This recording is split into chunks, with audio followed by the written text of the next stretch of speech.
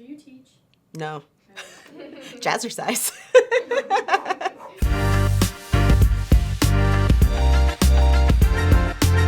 I'm Glenys Young. I'm the Senior Director of Storytelling at Texas Tech and the editor of Evermore. I'm just going to start off with I'm a complete nerd. I think everybody knows that by now. But this is the book A Night to Remember by Walter Lord. This was a book that came out in 1955 that told the story of the Titanic. You know, everybody pretty much knew about the Titanic when it happened. It was major worldwide news. But fast forward 30 years, 40 years, and it had pretty much faded away. For whatever reason, Walter Lord decided that he needed to tell these stories. He went out and found as many survivors of the Titanic as he could, and he interviewed them, and he wrote this book based on their experiences of the sinking of the Titanic. All it takes is one person to put in the work to make sure that these stories live on for the rest of eternity. But if one person doesn't do that, they're just gone. And so that is why this is my prop. What started the idea of Evermore? In November of 2019, we got a new boss, Matt Dewey. He started asking questions like, okay, where is this? Where is this? How do y'all do this?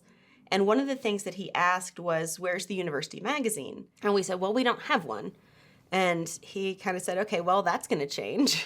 And so in September of 2020, we started these conversations of what would go into a university magazine and what it should sound like and what it should look like. It was really cool being involved with that from the very beginning and getting to kind of shape that vision. We have really gotten to grow and do some just mind-bending things around the magazine. So it's been really cool. What was your dream job as a child? I actually was a Broadway nerd. I grew up loving Broadway musicals and had this idea that I was going to go be a singer and dancer on Broadway. How have you seen that journalism has changed since you were in school? Oh man, a lot. In the way that it is delivered, not in the way that it's done. You know, particularly when you look at things like clickbait headlines, like that's not the kind of stuff that we would have really ever done when I was being trained in journalism. Sometimes it's what is most immediate rather than what is best. It's really important for journalism to get it right the first time, recognizing that it's beyond trying to get clicks and sell ads, and that it is really this this duty to, you could argue, humanity as a whole, to have it's a much greater purpose. If you could have any superpower, what would it be?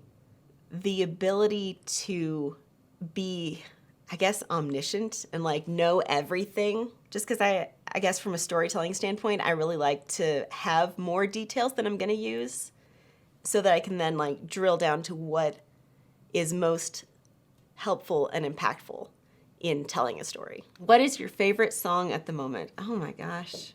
There's this song called Toast that I've been doing recently.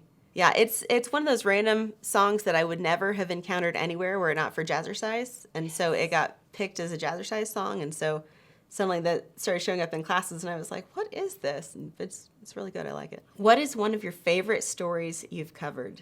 I think Columbia has got to be one of them. We had told so many different pieces of this story in different ways that it really made sense to me that for the 20th anniversary, we would bring all of these in and do it right in one story, you know, and for us to then get to have an event for the 20th anniversary and have Evelyn speak and have Ginger speak, and to bring all of that into that in-person setting to show the people who were there that same emotion And to bring that story to life was just, it was an opportunity that I don't think I'll ever get again.